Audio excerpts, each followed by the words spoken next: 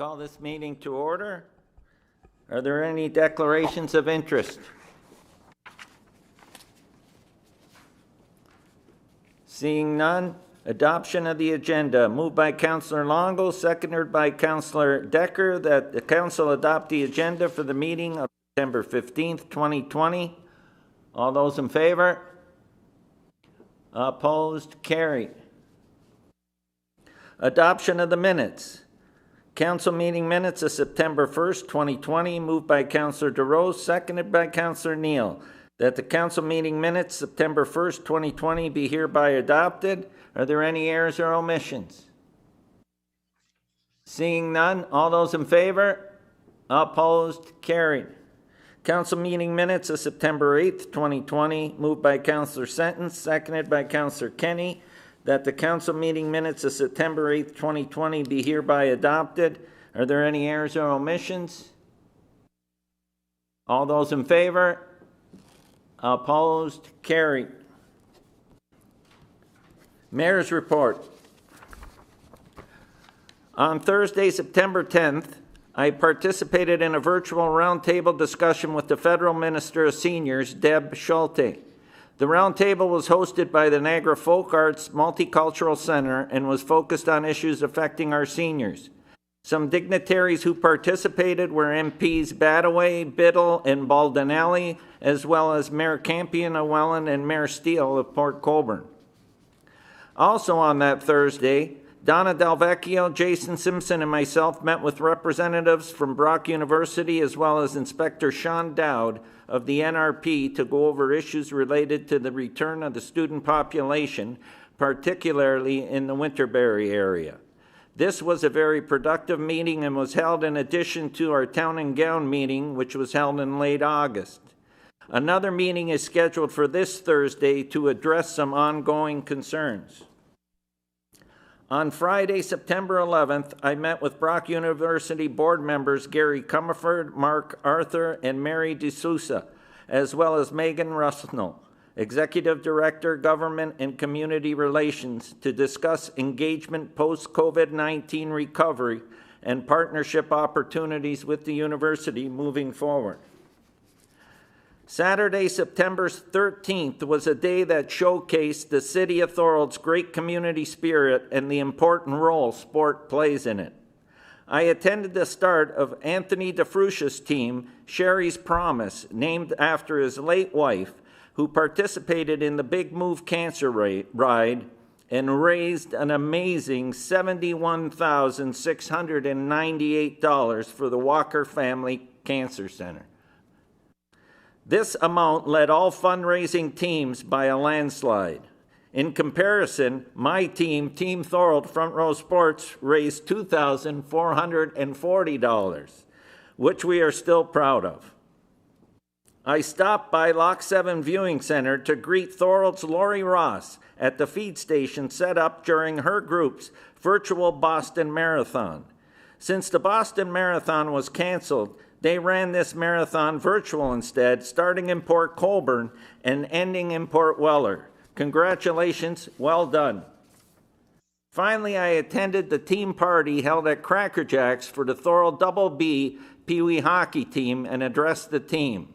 They were Ontario Minor Hockey Association champions and also won 2 tournaments this year. Great ambassadors for the City of Thorold, and we cannot wait to get you at a council meeting for official recognition when COVID-19 regulations allow. Also, at a track and field event held on Saturday at the Niagara Olympic Club, the Thorold Elite Track Club had a very successful meet, winning or placing in many categories. Keep up the great work. We lost 2 individuals who have made an impact in our community this past week. Jean Egerter passed away on Sunday, September 6th at the age of 93. She was one of the last surviving members of the Allenberg Women's Institute, whose 1957 petition calling on the Ontario government to establish a university in Niagara would help ignite a region-wide movement that led to the opening of Brock University in 1964. Her mother was Flora Egerter, the driving force behind the Institute's petition. Rudy Walters passed away on Saturday, September 12th, in his 82nd year. He was a founding member of the Canal Bank Shuffle Blues Festival and the TCAG. Past president of the Thorold Tennis Club, former Boy Scout leader. He was an avid volunteer in our community, always looking to help those in need. His efforts for St. Vincent de Paul, community care out of the cold, are just some examples of him putting others ahead of himself. And that ends my mayor's report. And now we'll move on to presentations. Up first, we have Cindy Dixon, event organizer with the Terry Fox Run. And is she ready to go? Okay, and I'll turn it over to Cindy. Welcome, Cindy.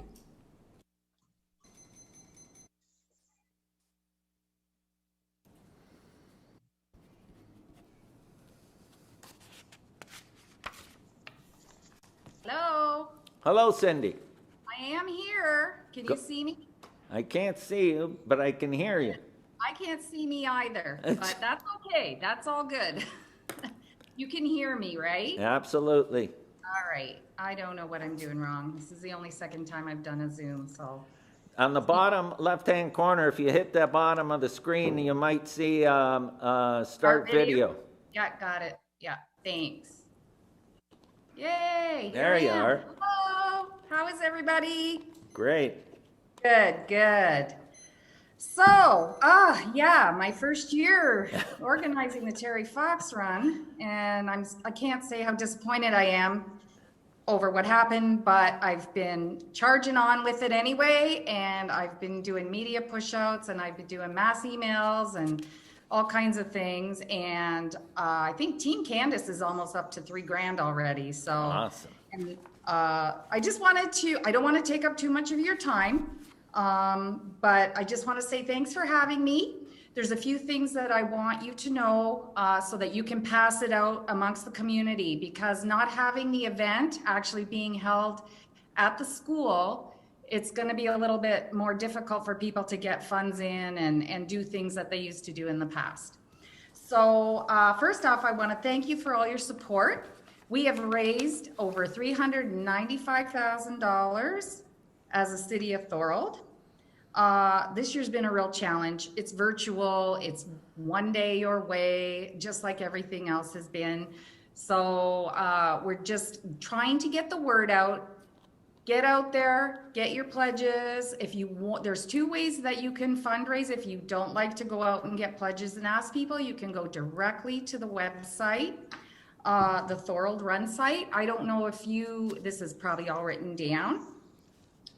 So it's terryfox.ca/terryfoxrun/Thorold. And that takes you directly to the link where you will be able to donate directly to the Thorold site. The other thing I'm doing right now, and Tim Whalen has been very fabulous, letting me incorporate the community credit union. And anybody can come in and make a donation in the credit union anytime, 9 to 5, Monday to Friday. It'll go towards the Thorold site or Team Candace, whatever they want to do. And I will be submitting that all in one remittance at the end of the run time. So please get that out there. You guys are the people that are in the community. You're talking to people. I know I've had people call me personally and say, what's going on? I do this every year. If people are asking, I think the easiest way is for them to just come to the credit union and get a pledge sheet, or just go to the website. But go directly to the Thorold site if you can, because it just makes it better for us as a city, right? And anybody who, somebody was asking me last year about the participation seals that you get, because anybody who is really involved year after year after year receives a yearly participation seal. And people were asking me for them last year, and I don't know what happened. They never appeared. So I have 2019 seals and 2020 seals this year. So anybody that was looking for, I know Norbert Preiner's wife was looking for one. last year. She was kind of upset she didn't get one. So if anybody talks to Norbert, because I know you guys are all chums, just let him know that I have the 2019 seals. Other than that, the only thing I have to say is, even though we're not running, we're going to do the best that we can. I know our family's putting on our shirts and we're going out there on Sunday the 20th. And by inspiration of my daughter and Terry Fox, just please get the word out. And I hope that you guys all have it in your heart to give a donation. That's it. Anybody have any questions? Thank you, Cindy. Any questions for Cindy? Carmen, Councillor DeRose, did you have your hand up? Go ahead. Yeah, I just wanted to say great job, Cindy. We will support you 100%. Keep up the great work, and God bless. Thank you. Hey, Carmen, can I just ask you quickly, are the schools doing anything? I know you're completely overwhelmed, and I didn't want to go ask about going in to speak. So you know what? I just got my package today from them, so we are going to try something. Okay. And, because we just got our sticker for last year. Okay. And we've always been a great supporter of it at Clancy. Okay, so Monsignor Clancy will be participating. I'll verify that tomorrow with our principal, but we got the package today. So they're assuming we are, I'm assuming we are, and it's all good. That's good. That's Thank perfect. Any, Thanks, Cindy. any other questions? Go ahead, Councillor Decker. Thank you, Mr. Mayor. Cindy, I'm just curious. So I know that you're participating, and I have some friends that I've sponsored that are participating as well. Are there going to be routes where you guys are going to be walking or running down, or is this something that you just do on your own? Like how? No, it's totally a do on your own thing. So if you want to walk in small bubbles, I think the foundation's concept was to stay in your bubbles if you have them still, and try and keep it contained. So I know I'm sticking to my 10 people bubble because, you know, it's just what I have to do right now for my family. Yeah. So that's kind of the concept that the foundation has really wanted. Just 10 your normal bubbles, whatever you want to do, walk, run. There's nothing organized where people are gathering together, unfortunately. Okay. Thank you, and let's all support, and good luck. Okay, thank you. Anyone else?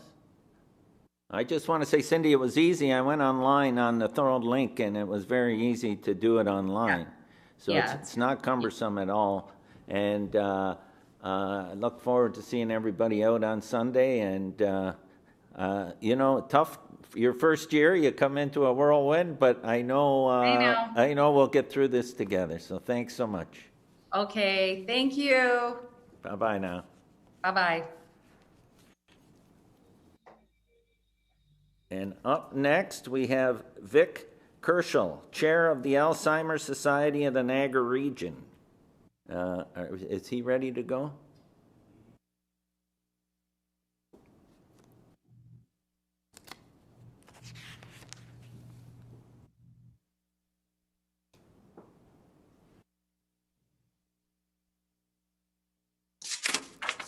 Hello? Is anybody there? Hello, Vic.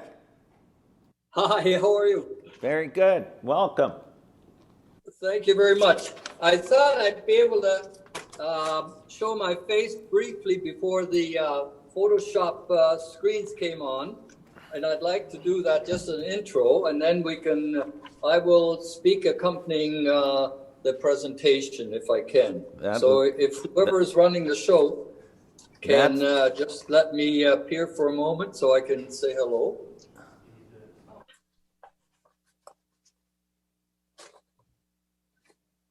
There we go. Okay, Vic, you're up. Hi. And so I'm very pleased to be here. So Mayor Ugolini, members of council, staff, and members of the public. I'm Vic Kerschel, chairman of the Alzheimer's Society Niagara Foundation. I want to thank you for the opportunity to appear before you this evening and share information about the society and some of our new fundraising initiatives. As you will see from the slides that will be shown you, in Niagara, there are over 10,500 people who are living with progressive dementia, with the most common being Alzheimer's disease. Anyone can develop dementia, and it is fatal with no cure. At our society this year, we've served, I think next screen would show all this, over 9,700 individuals Received almost 2,000 referrals and educated almost 10,000 Niagara residents and frontline staff on dementia. We saw a 200% increase in attendance at our elder abuse presentations and provided some 12,000 plus hours of respite services to help prevent caregiver burnout and had over 57 hours of volunteer service in our programs. Now that's past year. Despite that, and you know we've received some unprecedented challenges, and it's our mission to advocate for and with persons with dementia and their care partners, and to provide access to a diverse range of appropriate resources and supports. And that's why we're here today, virtually, to deliver this message. COVID-19 is impacting our clients very significantly. People with dementia are already facing deep stigmatization and the isolation that they live with every day, and it has become much worse. In our client outreach, it is not uncommon for a person living with dementia or care partner to tell us that the Alzheimer's Society is the only one that is checking on them regularly. One telecare client said, "Thank you for calling. It gets so lonely. Please call me again. You can call me every night if you like." Care partners are also feeling very lonely right now. One told us, "I was doing okay until you called me. Now I'm so touched and emotional. No one has called me to ask me how I'm doing, and I'm so grateful to you and the Alzheimer's Society for checking in with me." Another alarming message we would like to point out, and I'm sure you've heard all of this before, as of September 10th, 65% of all COVID deaths in Ontario are among long-term care residents. And I think we show that in the next slide. In Ontario, 9 in 10 long-term care residents have some form of cognitive impairment, including 2/3 with dementia. Age is the biggest risk factor for dementia, and you've heard this in public announcements before. And the older people are the most at risk at COVID-19. That's why now more than ever before, we need to talk about dementia. It's imperative that people keep talking about dementia, seeking out information, advice, and support. Programs and services provided by the Alzheimer's Society, such as counseling, care partner education, and support groups, help delay the admission to long-term care and improve quality of life for people with dementia and their care partners. You know, I think on the next slide, we show that every year we have to fundraise $500,000 to provide the essential services that are not covered by the modest amount of money we get from the province to do the core services. These services have been adapted and continued throughout COVID-19. We've also had to cancel many of our fundraising events, including the Peter Saraceno Alzheimer Golf Classic and many third-party events. With these setbacks, as well as the uncertainty and the changing landscape brought on by the pandemic, fundraising has become much more difficult. So we responded by shifting gears and adapting to create new, innovative ways to raise much needed funds for our program. So maybe we can slide on with this, the next slide.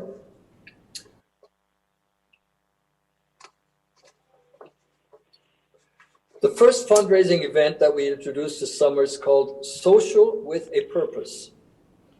And it is, in essence, an adapted version of our coffee break fundraiser that we have held in past years and which we've had much support on. And I want to take just a moment to thank the City of Thorold for the support in the past for the coffee break event that we've held in each community.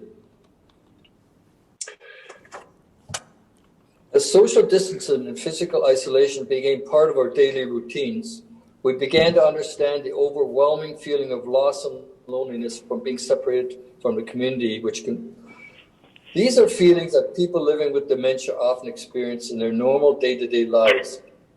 Social with a Purpose is a do-it-yourself fundraising program that seeks to combat those feelings of loneliness and isolation. It promotes the importance of socializing, of staying in touch, and building strong, positive relationships with your friend, family, and community. Now, more than ever, it is important to find new, creative ways to stay connected to your friends and family, and at the same time, raise funds to support important services to ensure people living with dementia are not isolated. The idea behind Social with a Purpose was to create a fundraiser that is unique and easy to participate in. We also want to create something that benefits the community by encouraging creative and intentional social connection. To host a Social with a Purpose is simple. All that you need to do is to become a host, is to sign up online at alzheimerniagara.ca/social. It's on the material that you've received. Then the fundraising event can be anything that you would like, from coffee and conversation with friends online to yoga class over Zoom. If online is not your preference, then you can also have the opportunity to host an in-person event as long as public health guidelines are maintained, or you can simply send cards and fundraising letters to some of your connections and past coffee break supporters. Another key fundraising initiative that we're putting on this year is an entirely online silent auction. The auction will begin on World Alzheimer's Day, which is coming up on September 21st, and it will run until October 21st. The link to the auction website is 32auctions.com/ASNR. All of the auction items have been generously donated by businesses and individuals within the community. One more fundraising initiative that I want to mention is our raffle. The raffle will also run from September 1, and participants are able to buy tickets either online or in person, and then physical tickets will be printed and used for the draw, which we live streamed on December 1.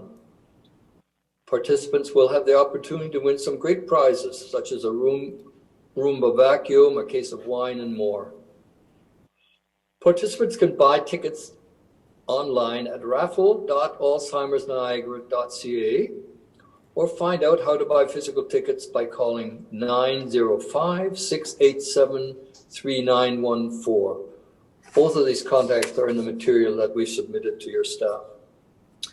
So in conclusions, how can you help?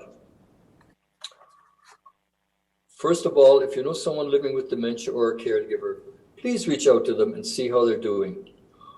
Or even if after months of social distancing, you get back together with an older adult in your bubble and are worried about cognitive changes, reach out to us.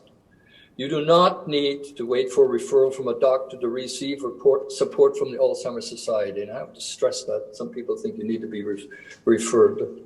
We are here to help at any stage of your journey. This year is very different, as we all know. It requires a lot of creativity, but believe me when I say that every bit counts. You can help by hosting a Social with a Purpose fundraiser. You can also support us by donating or participating in our auction and raffle. Finally, you can spread the word about family and friends to keep conversations going. In whichever way you can, we hope that you'll consider partnering with us to help us continue to support all of those affected by dementia who need our support now more than ever. So if I can part with another quick visual.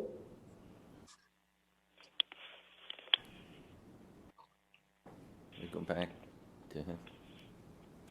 This is all high tech, right? Everybody has to get used to these. Okay, you're back, Vic. Up there? Okay. Anyway, I've been spending a lot of time on Zoom, so I'm familiar with it, but I still prefer the direct contact. But I wanted to thank you very much for your time and consideration in making the difference in your community today, and to making a difference in the lives of the people with dementia and their loved ones here in Thorold and the rest of the region. I particularly want to thank this council and the mayor for your past support, both on our past coffee break events and our other fundraising events that we've had over the year. So thank you very much, and we look forward to your continuing support for the people in our region and in your community who are suffering from various forms of dementia, particularly Alzheimer's. Thank you again for the opportunity to speak to you tonight. Thank you very much, Vic. Is there any questions for Vic? Seeing none, Vic, I want to thank you and the great work you and your group do in Niagara. And I've seen firsthand the results, and it takes everybody working together to make it a success. So thanks so much. Thank you. Okay. Up next, the Thorold Public Library feasibility study, presenting are Greg Young and Jan Linton of TCI Management Consultants. So I'd like to welcome Greg and Jan, and I hope I'm saying that right. Are they both on? As well as Joanne? Okay.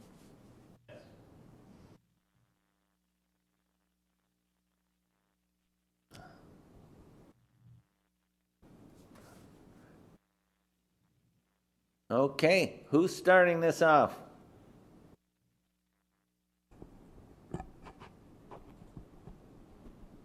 Joanne, are you starting? No, Greg should be starting. Okay, Greg, I don't see Greg. Is Greg here? I don't see him.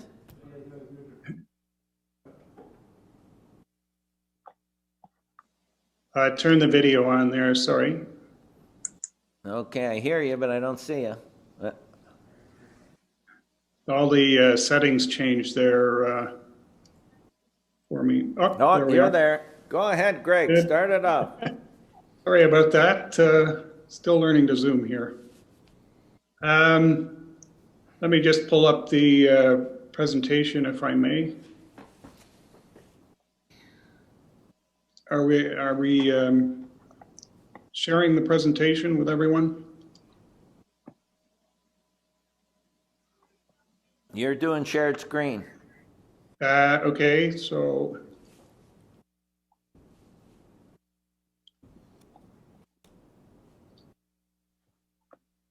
I'm just trying to pull up the presentation so you folks can have a look at it if I can figure out how to do that.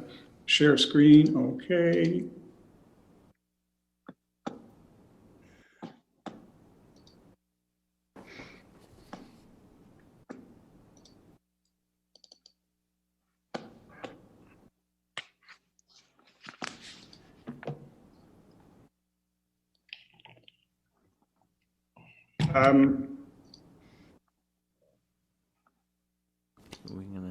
Is anyone able to help with the share? Okay, share screen. Let me try this. There we go.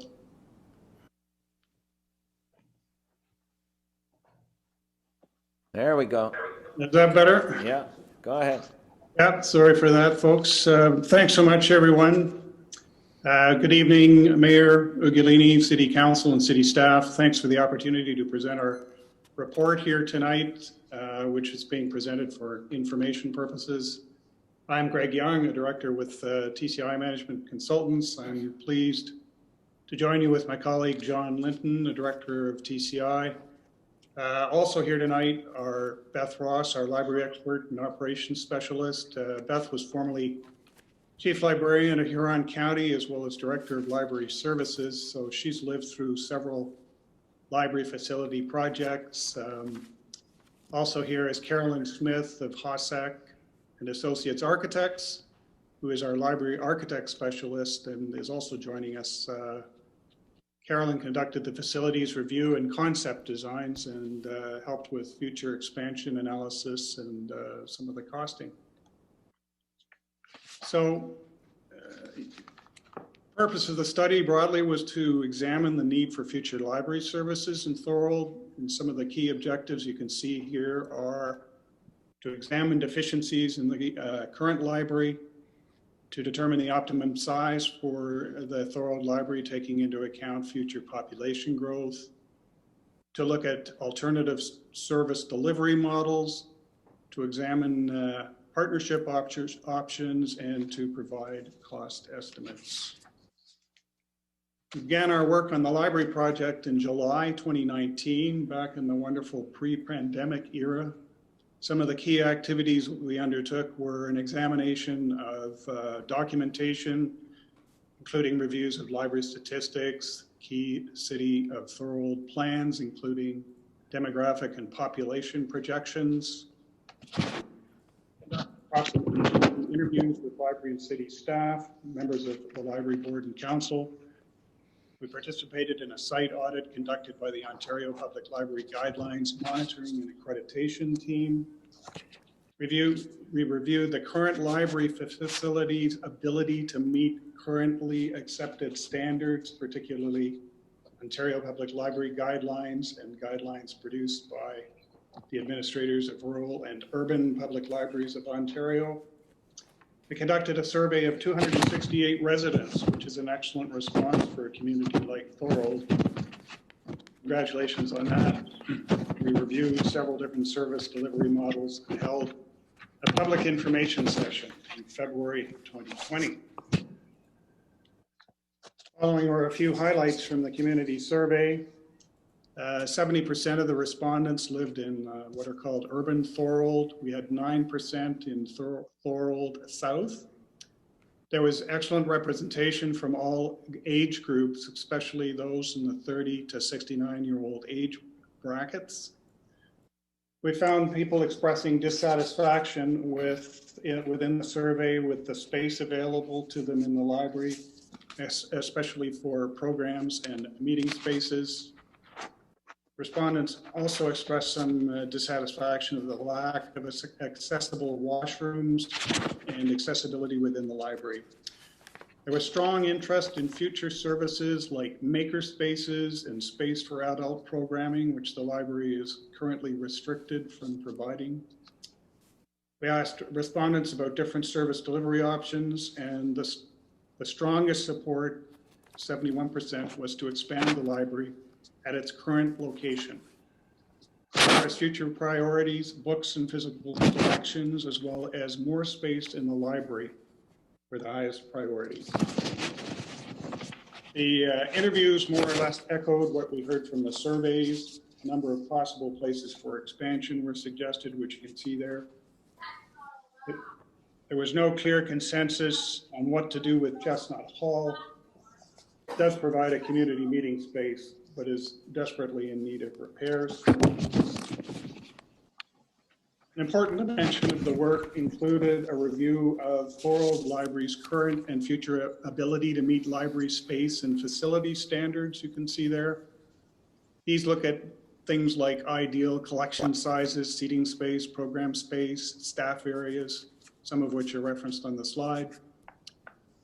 Since the guidelines have been published, the Ontario Building Code has also been revised, and many municipalities are adopting the facility accessibility design standards. This means there's a need for larger accessible washrooms and changing to things like library shelving to accommodate wheelchairs. All of this has an expansionary element on the amount of space that's required. So the current library has 9,000 gross square feet of space. Depending on the standard, there's a current shortfall of 12,500 to upwards of 44,000 gross square feet, depending on which standards you're looking at. We have been working with the more conservative estimates. The other point we want to emphasize here is that libraries are increasingly more than, of course, repositories of books and materials. They function very much as a community hub, which I'm sure you've heard before. They function as spaces for people to meet, have programs, study quietly, get outside the home or work environment, have meeting spaces to hold events, and so on. Some have referred to the library as a safe third space outside the work or home. Others speak about the community front porch or one city living room, which is much more about community in addition to being a resource. We've seen to some degree this happening with the pandemic, and libraries are flexible at providing things like food banks and delivering books and food to shut-ins in different parts of Ontario.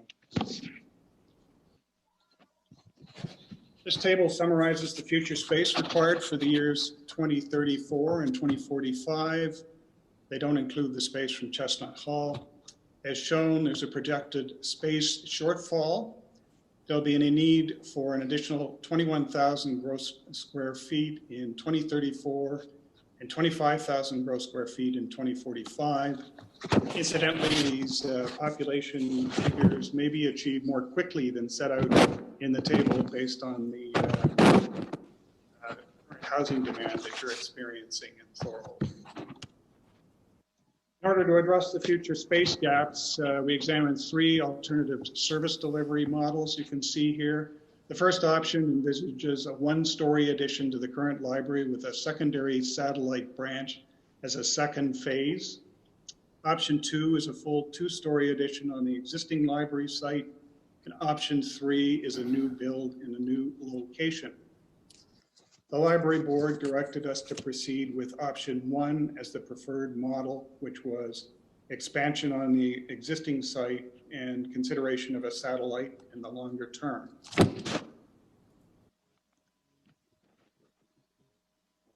Shows a proposed schematic plan for how the space functions could be allocated in the new library, the expansion to the existing library.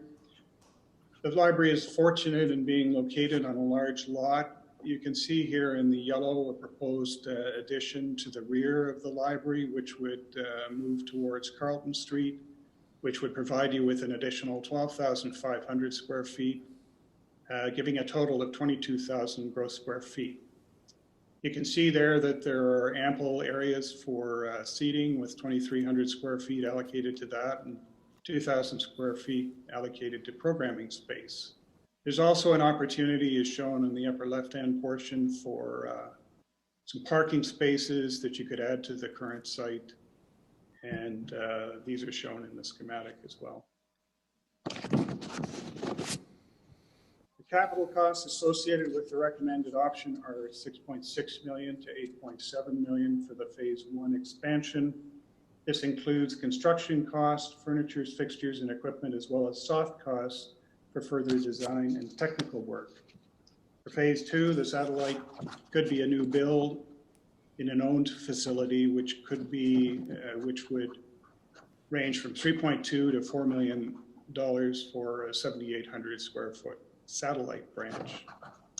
High level operating costs for the phase 1 facility expansion would be about $900,000, which is $150,000 more than the current budget.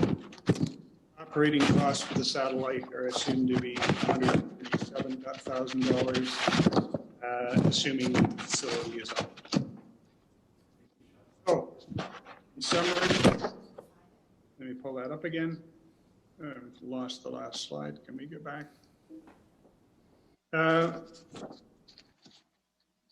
The expansion of the library will basically help address the current shortage of space and accessibility issues. It will increase the number of library users, which we've seen in many communities where there's been an expansion and a new library facility built. It will provide a dynamic community hub that will be a center of activities and programs. It will improve Thorold's ability to program for all age groups. It certainly would provide enhanced technology and IT resources and services to library patrons. And we hope it would be an exciting project that addresses current deficiencies as well as future space needs that Thorold should be able to take pride in, as well as enjoying lasting community benefits. So hopefully we've kept that to less than 10 minutes. So thank you, Mayor Ugolini and Council. That concludes our presentation. Thank you very much, Greg. Is anyone else going to speak from that group? We're happy to respond to questions. If, okay, that's, I'll turn, can I get back to the page with the councilors? Stop sharing your screen, Greg. I need to stop, don't I? Sorry for monopolizing that. I'll be the first to take Zoom lessons from the new library. Okay, so I'm going to turn the floor over to questions. I got Councillor DeRose up first. Go ahead, Councillor. Through you, Mr. Mayor. Thanks, Greg. Thank you for coming tonight. Just wanted to ask you, I saw the presentation in when you first did it at the library that night. Now, I missed the first 5 minutes. I was having internet problems. Is it pretty well the same, or has anything been tinkered or changed from the first time that you presented to the community? The actual content hasn't changed since the first presentation that we did. Yeah. Okay, thank you. Were there any modifications? So there were no modifications made for post-COVID or anything that's going on in the world today? We're certainly aware of COVID and the impacts that it's having on library systems. It's affecting us on some other work that we're doing, and obviously libraries are very much experiencing the effects of the pandemic on their programming and so forth. They're slowly trying to ramp up again. But in thinking about this, we're really focusing on the long term and are hopeful that libraries will be able to get back to some level of normalcy. And to some extent, we're thinking also that with the social distancing, if anything, it adds to the demand for increased space in library facilities. Yeah, and that's what I was referring to, basically the physical part of it, the building actually, not whether the library, we get back to normal times. I know what it's like. I'm at school and it's very difficult, challenging. Now, so do you, in your opinion, is your study still relevant today compared to just 6 months ago? Absolutely. Okay, one of the numbers you gave for the chosen from the library board was 6.6 to, I couldn't see the next number, 8 point, what was it? I think it was 8.7 million, was it? Why such a, and do you see that rising now due to COVID? That's what I'm saying. I can't see how those numbers would be relevant today. We haven't done an analysis of, those are dollars that were current dollars. We used estimates from the Aldous construction guide that's published every year. We've looked at the 2019 construction costs as well as the 2020 construction costs. They're very similar. I'm not sure exactly what's happening with the local construction market in terms of its impact on costing, but I think you could certainly be within those brackets. Thank you. Thank you, Greg. I got Councillor Sentence. Go ahead. Yeah, thank you, Mr. Mayor. Through you. Thanks, Greg. Great presentation. I just have a couple of questions for you as well. The first one would be, is there a timeline on this that we would want to get, and maybe Joanne could answer this too, have something completed just from, I guess I'm tying in when we have to be compliant with accessibility. So is there a timeline for this to be done that we would want to have this done for? That's my first question. Go ahead, Joanne. There isn't a set timeline yet. Ideally, the board's recommendation for library services would be incorporated into the strategic planning process, and hopefully then a timeline, a year, even an amount could be included during that process. Okay. Thank you very much. This is Carolyn Smith from Hossack and Associates Architects. I can speak about the accessibility aspect of your question if you'd like. Go ahead. Sure.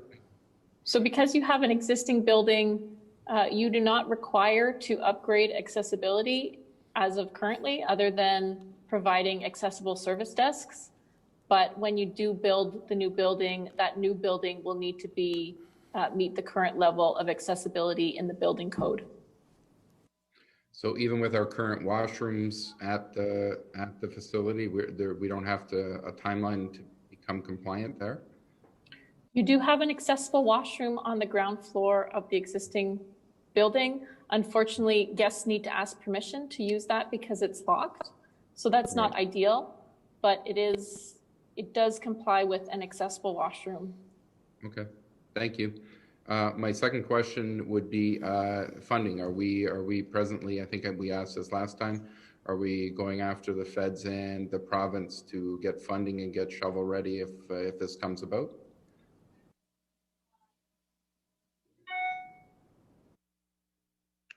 Yes, we will be pursuing federal and provincial funding. It is our hope, though, that if we are able to incorporate this into the strategic plan, it'll show an endorsement. So it'll show, it'll be it'll contribute, it will greatly help towards receiving those grants from the province and the federal government. Excellent. Okay, thank you very much. Great presentation. Are there any further questions? I have Councillor Neal. Thank you very much, Mr. Mayor, through you to Joanne. Do we feel that probably within 2 years, we would have to set up a committee in order to fundraise as well as getting funds from the federal and provincial governments? Yes, I feel like we do. Even now with COVID, as already mentioned, we are serving patrons at limited capacity because of our space. So for example, we only have 18 seats available in the library instead of the 43 that we normally do. And as for programming, we're looking into running the same program back to back with small groups. So that means our meeting room will be used more and we'll be unable maybe to offer some other services and programs to accommodate that. So yes, within 2 years, a fundraising committee would be great. Second question is, I think the thing is to separate from the historic Chestnut Hall. Is that in? The study mentioned, in other words, separate. the study did mention potential partnerships, like the Niagara Artists Center or even the Historical Society.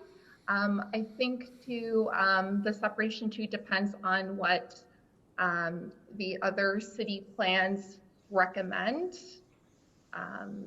as part of that too. Yeah, I think that we fully discussed that and thought that we would probably separate from the Chestnut Hall. Later on, I will bring forward under councillors' remarks a motion just to move it over to strategic plan in order to be part of the moving forward. Thank you, Councillor Neal. I've seen Councillor Longo with his hand up before. Go ahead, Councillor Longo. Thank you, Mr. Mayor. I'll ask the questions. I'm not sure who will answer, but thank you for the presentation, Mr. Young. I was at the February 2020 presentation, and something jumped out at me during that presentation, and again when I read through your report. And I'm going to go completely different than everybody else here. It says the Canada Games facility is not an option. Can I get an explanation why that community hub would not be an option for a satellite branch?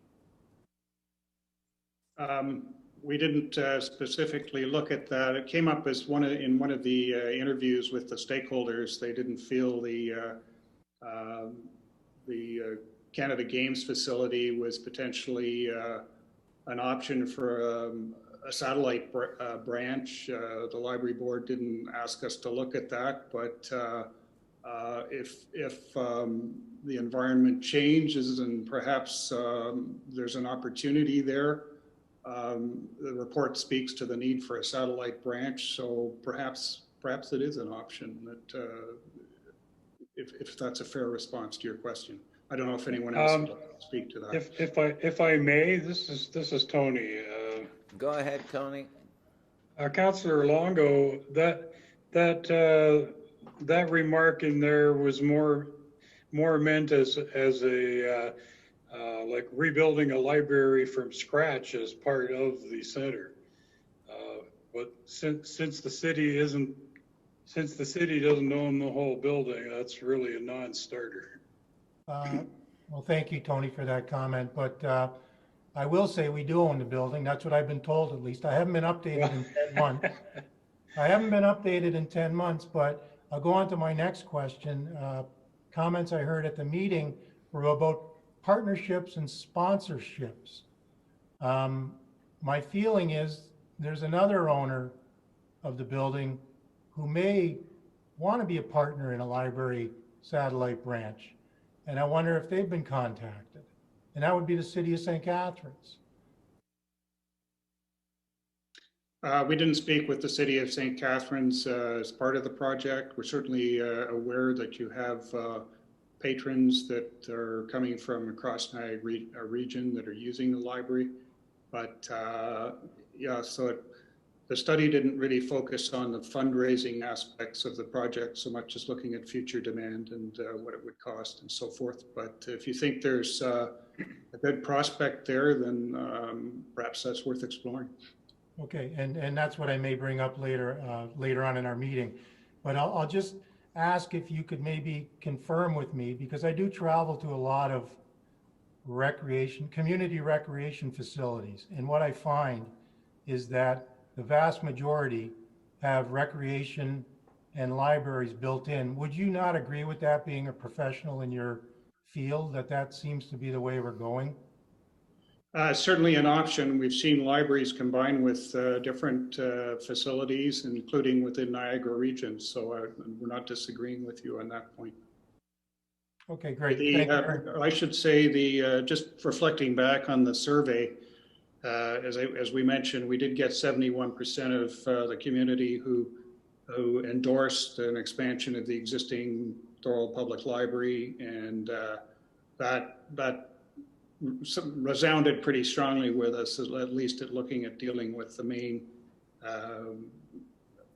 objectives that we were asked to look at. So, and that led us to look at the costing and the expansion on the existing site. You've got the land, you're in a good central location, and so it's a good option. And but I'm not disagreeing with you at all. There are many communities where you might think, St. Catherine's, for example, has a facility where there's a combination of recreation and library, and many other parts of Ontario have that as well. Yeah, I know that one well. Thank you. Maybe I'll ask, if I could, Mr. Mayor, through you to Joanne. Joanne, these are some pretty big numbers here, obviously. What would be the priority for the library? The priority would be an expansion to the library and a renovation of the current facility. The option the board recommended is the most cost-effective option of the three, and it'll meet both short-term and long-term needs.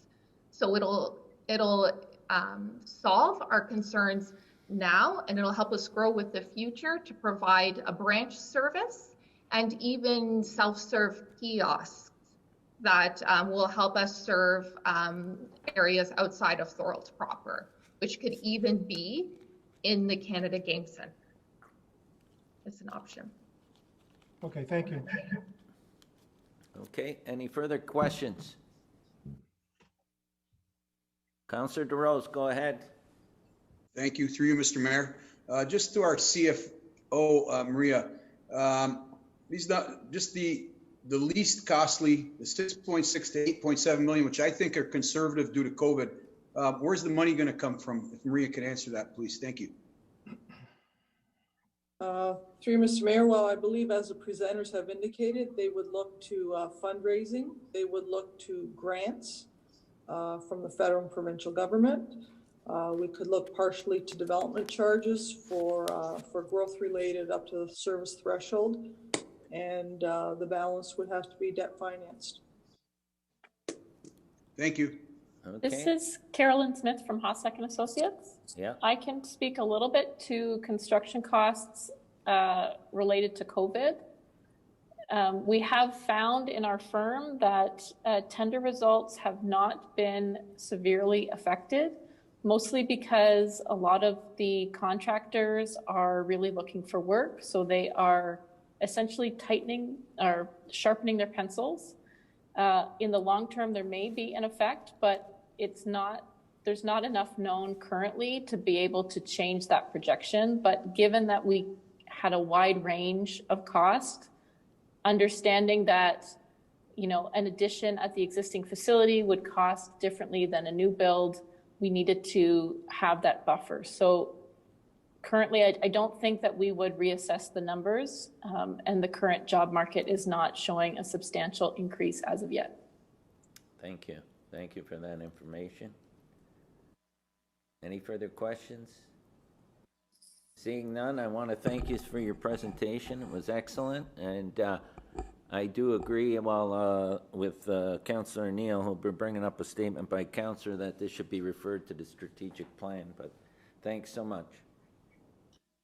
Thank you for having us.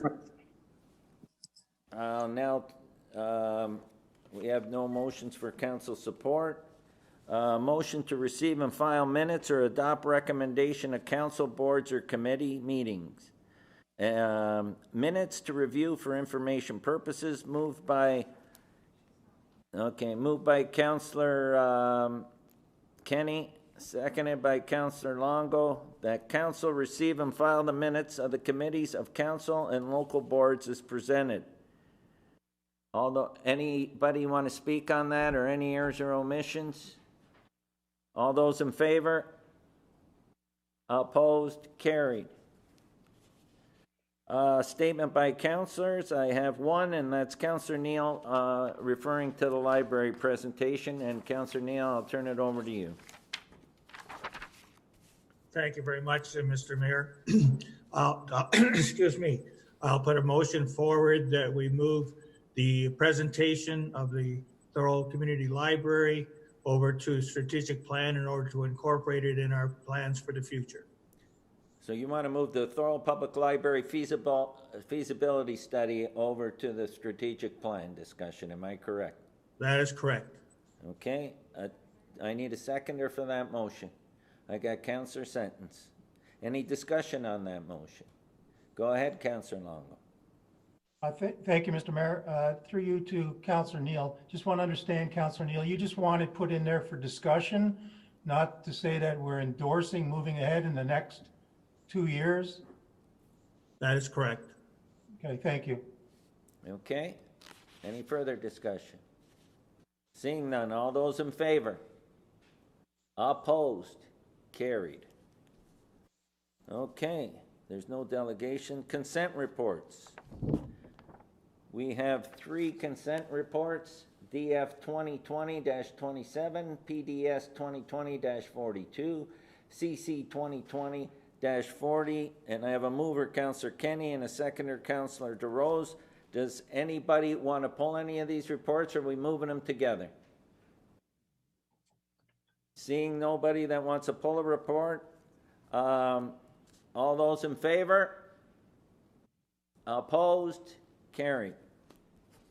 Now we'll move into discussion reports. Up first is PWCS 2020-47. I have a mover, Councillor Kenny, a seconder, Councillor Neal, and I will turn this over to our Director of Public Works and Community Services, Jeff Holman. Go ahead, Jeff.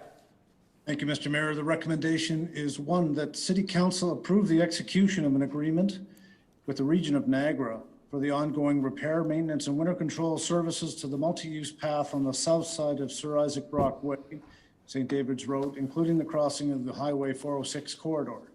And 2, the mayor be authorized to execute the necessary documentation. Thank you. Okay, thank you. Is there any questions for our director? I got Councillor Longo. Go ahead. Thank you, Mr. Mayor. Through you to Mr. Holman. Mr. Holman, I was on council when the original path was built on DQ Road, Merrittville Highway. And I do recall at that time council agreeing, because we did a cost share with the region, to take over maintenance of that part of the pathway. Can you tell me why we are going to take over maintenance of the pathway that is now on Sir Isaac Brock, that fronts the region and crosses the 406? I'll turn that over to Jeff. Go ahead. Thank you, Mr. Mayor. And I'm speaking from documents that I have read, not that I have authored or have been involved in developing. Typically what would have happened in this case would be that the region would be the proponent, they would apply for funding, and we would participate in the project by assuming responsibility for the ongoing maintenance and perpetual care. That seems to be the trend, not just here, that we've started on Merrittville and on DQ, but also across the region. The trail and pathway is a key part of our trail network, which was endorsed again in our transportation master plan, which we recently approved.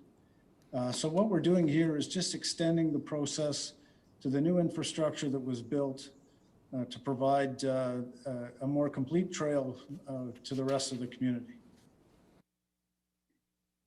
Okay, thank you for that answer. And I understand you're in a bit of a difficult situation not being around when these agreements were put in place. But again, my understanding was that this was never discussed as an option for us. And I'm looking at the budgetary status. We're going to take over annual maintenance, winter maintenance, trail maintenance, inspection. And if it's anything like the other agreement, we would be responsible to actually have to rebuild this path over time. And I look at the estimate of $5,000 a year. I can't believe we could even come close to that, even for winter control. So again, I have a really hard time trying to agree to this. I think we're taking on a big piece of infrastructure, and I can't believe it's only going to cost us this much money. So I will not support it. This thing passes right through regional headquarters, and it's on a regional road. I can't understand why the region wouldn't be responsible for this maintenance, but I'll leave it at that. I'm not going to support this maintenance agreement the way it's written. Thank you. Councilor DeRose. Thank you, Mr. Mayor, through you. Jeff, I'm not a lawyer, but I read this over 3 times, and I got a sick feeling in my stomach because it just seems apparent once again that Thorold taxpayers are getting the short end of the stick. Could I ask you a question? Was this legal document prepared by the region's legal team? Can anybody answer that on staff? Yes, this is a document that was prepared by them and distributed to us for consideration. Did we have legal advice? No, we have not. In regards to a lawyer looking at this for us on our behalf? No, I have to agree with Councillor Longo. Thank you. St. David's is a regional road. The region built it, and now they want the residents of Thorold to maintain it. Can I ask a question to maybe the CFA can answer? How much are we presently paying to maintain the DQ path? Can anybody answer that on staff? Well, through you, Mr. Mayor. Yeah, go ahead, Jeff. So far it's brand new infrastructure, so we haven't had to deal with any extensive repairs to it. Our winter maintenance is obviously a function of the weather conditions. We haven't tracked that cost separately, but I would say that we're looking at, for the costs on Merrittville between Sir Isaac Brockway and DQ, we're about $1,000, $1,200 a year. So this extension, which will go from Merrittville Highway all the way through to eventually will end up at Collier Road, would be in about the $300 to $400, the $3,000 to $4,000 annually. And some years it'll be more, some years it'll be less. So that's just a ballpark figure that I'm using. Is there a formula, Jeff, per kilometer per meter to maintain a path, multi-purpose path such as this? No, this is just an estimate that I used to calculate based on the past couple of years, information that I've got. But again, it's a function of the weather conditions, whether we're using sand or salt, whether we have to sweep it, whether the weeds have to be maintained, if there's any crack sealing that needs to be done. So that's my best guess at the moment based on my experience. How about liability, Jeff? Well, it would be treated like any sidewalk that the municipality owns, through you, Mr. Mayor, and we would have to make sure that we have done our due diligence to inspect it on a regular basis. And just like when I'm looking at page 3 of the legal agreement, it says acknowledgements and covenants. It says both parties can terminate it with 60 days notice. So right there, this is telling me that this is a bad deal for us. And I feel we should not enter into this agreement as it is not in the best interest of Thorold taxpayers. And I'll stop at that. I'm surprised that this got this far, and I can't believe it was approved. Thank you. I got Councillor Kenny. Yes, I will support it. We can't, right now, at the present time, can't worry about down the road maintenance. This is all about this winter, maintaining the road that's been put in, the pathway. Many of our residents, including Councillor Longo, walks on that road quite a bit for exercise.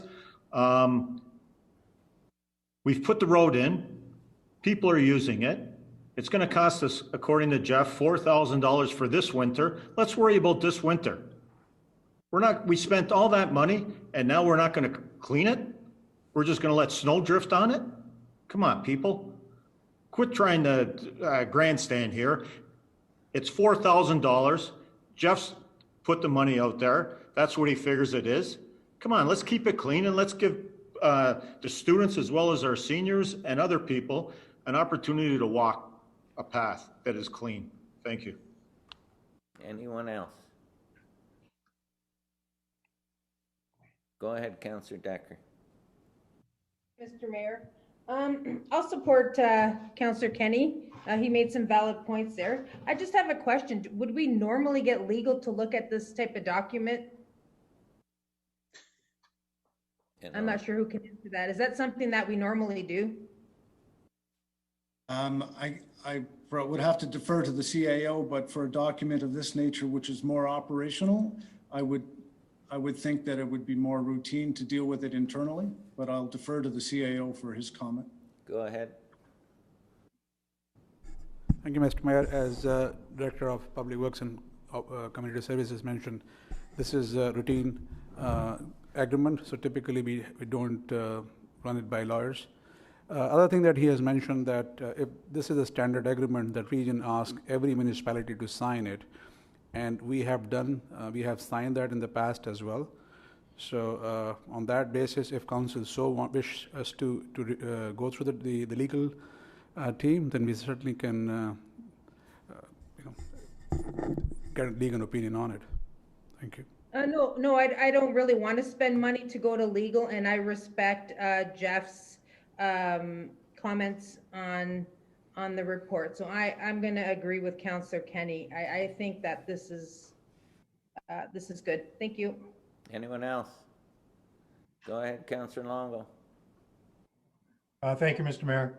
Yes, Councillor Kenny, I do walk on that path quite a bit. I am a regional taxpayer also. Through you, Mr. Mayor, to the CAO, could you tell me if this agreement requires the city of Thorold to maintain and repair and rebuild this path over, I guess, the lifetime of all of us? Mr. Mayor, that's the understanding, yes. So do you know how much this path would have cost to construct? I don't have the exact number, Councillor. I know that the cost of the project, particularly through the 406, was in the $1 million range. I'm not sure. At least our share would have been fairly close to. I don't want to guess, but the number of $700,000 or $800,000 was a number that comes to my mind. And don't forget, the plan is to extend this trail all the way down to Front Street when we do the balance of St. David's Road. So there are more costs to be had and more costs for maintenance associated with that. And we can bring those operating costs to the table when we talk about the capital construction of the next phase. Okay. So realistically, this could cost in time much more than $4,000 or $5,000 a year to maintain.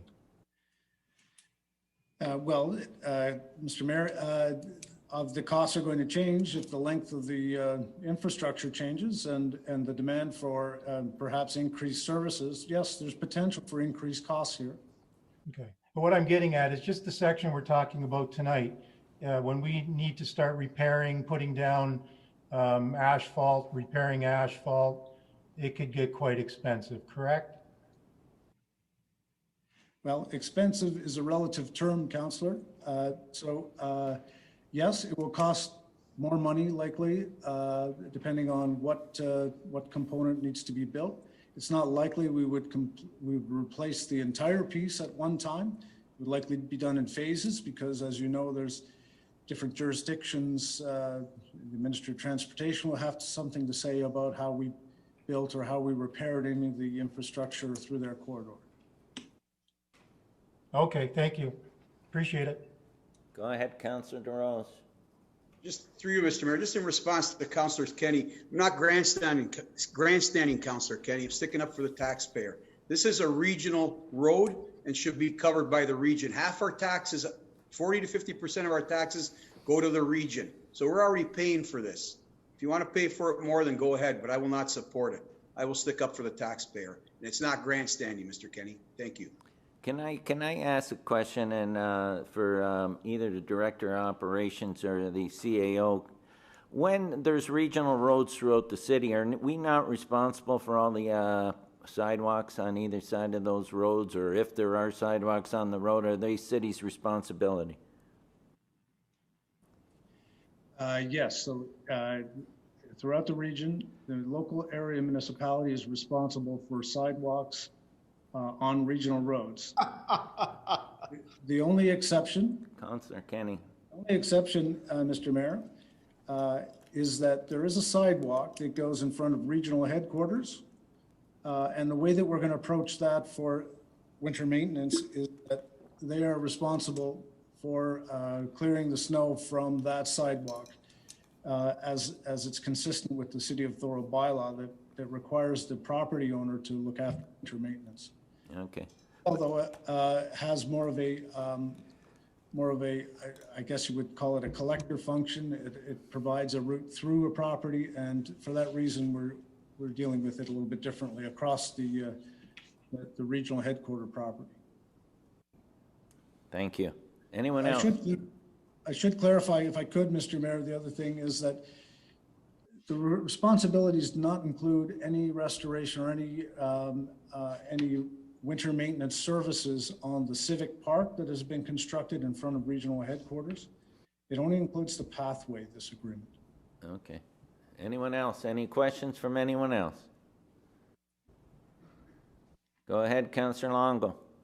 Thank you, Mr. Mayor. I would just like to have the vote recorded, please.